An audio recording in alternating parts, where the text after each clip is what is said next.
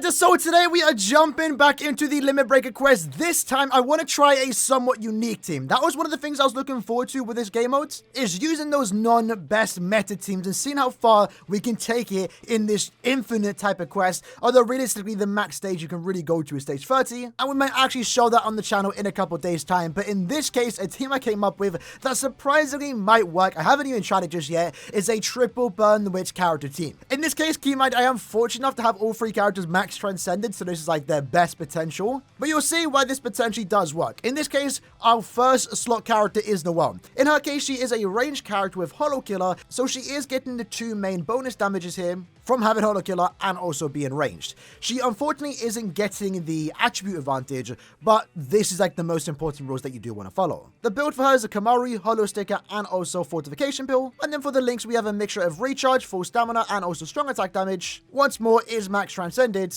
and we have full stamina damage and also long stride as bonus abilities, because that's ideally what you want to do with your characters. You want to give them the full stam, you want to give them the long stride so they can get in and out of each stage very quickly. Our next slot, and this is the perfect character for this, she does meet all the requirements here, maybe outside of the fact that she is not immune to paralysis. We'll see how that does play out. But in this case, we have Nini. She's a ranged sword per kill that is also a heart character, so she is getting all the bonuses here, which is really good. Same build for her. And then once more for links, we have a mixture of recharge and of course also strong attack damage. Max transcended, and then in this case we have full stamina and also long stride. We are going to do our first initial test run, and if I notice that I'm constantly getting paralyzed, then we're going to have to give it that paralysis immunity. Now for our third slot, and this is probably going to be our weakest character, we have Bogo. A great character, but in his case he's actually a ranged character with Quincy Killer. So he isn't getting the 2 times damage output, he doesn't have attribute advantage, but at the very least he is getting the 5 times cure effect, which is still a good amount of damage increase. In his case, these are the accessories that we are using: a mixture of recharge, full stamina, and strong attack damage. Once more is max transcended with full stamina and also long strides. Once more though, keep in mind this does feature burn pools, so we might have to give the character immunity to burn, because otherwise we're going to lose our full stamina damage. This definitely isn't going to be the best team out there, but it's a fun team. It consists of 3 burn the witch characters. They all have the connection to each other: Balgo, Macy, and of course also Noelle.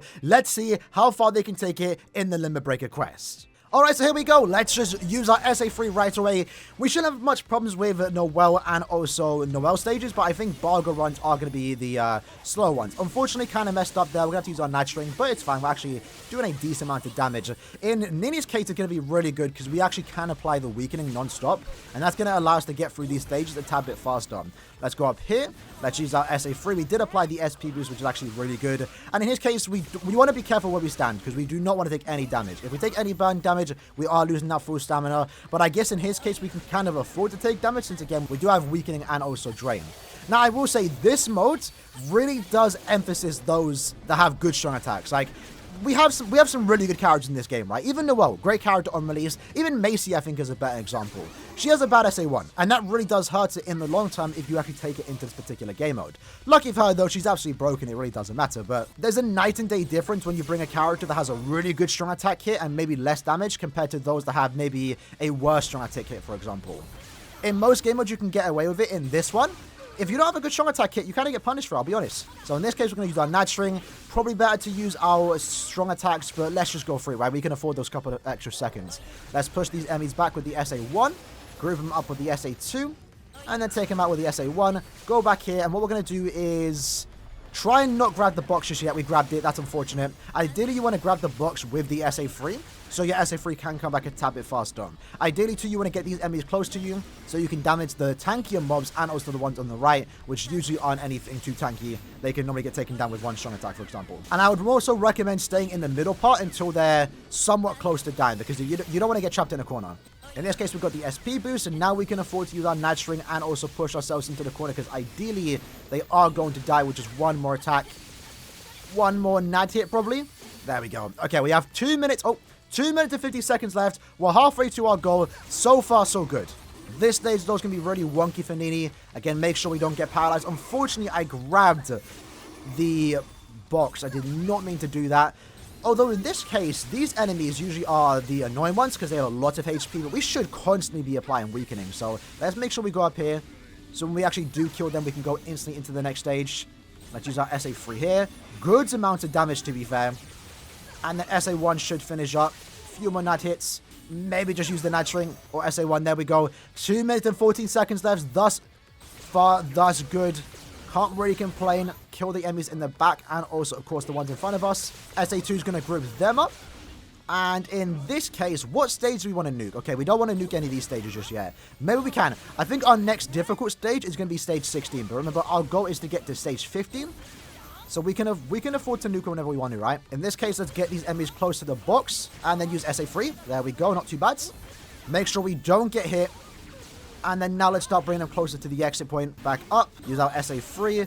Gonna have to use a few more strong attacks. These enemies are after all tanky, but we are constantly applying the Stars on boost. We unfortunately did take a hit, but we can probably get back up to full stamina with just one strong attack. Yep, just like that. You gotta love weakening and drain. You honestly do. Okay, 1 minute and 14 seconds left. We're now repeating the start set of stages. This is definitely possible. Definitely possible. Our strong attack 3 is already back. That's a good start. There we go. They go down. Into stage 12. Balgo Run is going to be the slowest here. I'm not going to nuke just yet. I'm going to save my nuke for when we get desperate. Right now, I'm not desperate on the time. I'm pretty confident we will get through this room. Let's use our SA3 there. There we go. It is now a good time to nuke, maybe. But maybe we nuke on Balgo stage. We'll see how it does go. So in this case, let's use our SA3. Yeah, look at that. Beautiful. Still a good amount of damage from Noel. This stage should be relatively easy. We can just use our Nitring. We very well might get our gold, getting the gold medal, 2 gold, when we get to stage 16. So once we beat this stage, which, to be fair, I don't think we even need to nuke next stage, right? Yeah, it's the Balgo stage. Let's just do it anyway. Let's just take him out. Let's get that guaranteed gold medal. There we go. And now we're on to stage 16. This is where, like, our next big hurdle comes in. So they are quite reliant when it gets to stage 15. But that was our goal, right? Get to stage 15. Potentially could have got 17 had we saved our nuke for this stage. But our main goal with this particular team was to get to the gold medal. And we did it. And we did it. That's not too bad. That is a gold medal. Yes, sir. And look at that. Did we get any personal bests? Nah, of course not. So it looks like for the most part, if you use a max stress set of team that doesn't meet most of the requirements, you can still make it to gold, which is kind of crazy to say. I definitely want to try a bit more teams like this. I had a bit of fun doing that just now. And I think the way they designed the mode, stage 15 for the gold medal is the perfect sweet spot when trying to do these challenges, right? If they can do it, that's the goal, and that's what you love to see. So yeah, it's pretty cool that we were able to use a customized team only using Burn the Witch characters. We're still able to get a gold medal. I'm hoping sometime in the future we can actually use all 3 Burn the Witch Parasol characters, because it'd be really cool to see how far a team of Balgo, Macy, and Bruno can go, especially because all those characters are actually really strong here. Like, Macy's going to be up there with Quincy Ichigo when it comes to speed running in the Limit Break quest, because she does have the reduced recharge every time you move into another map. I know there's been a lot of discussion in the mode about, you know, the rewards not being too good, and I actually wouldn't mind if KLab implemented more rewards when you use teams like this, for example. Let's say, for example, use 3 no affiliation characters, get to stage 15, for example, and then you get an extra bit of rewards. That'd be kind of cool. But add more replayability to the mode, and I guess reward those that have a wide range of characters, because not everyone's going to have 3 no affiliation characters, for example. But yeah, overall, that was the video for today. Just wanted to see how far a Burn the Witch team could make it. The idea was to get to gold stage 15, and we luckily just did that. Let me know in the comments below if any of you lads tried some unique different teams other than, you know, Quincy Ichigo, Yamamoto, and of course, Osa Aizen. I'm curious to know, and I'll see you lads next time. Take care, and peace.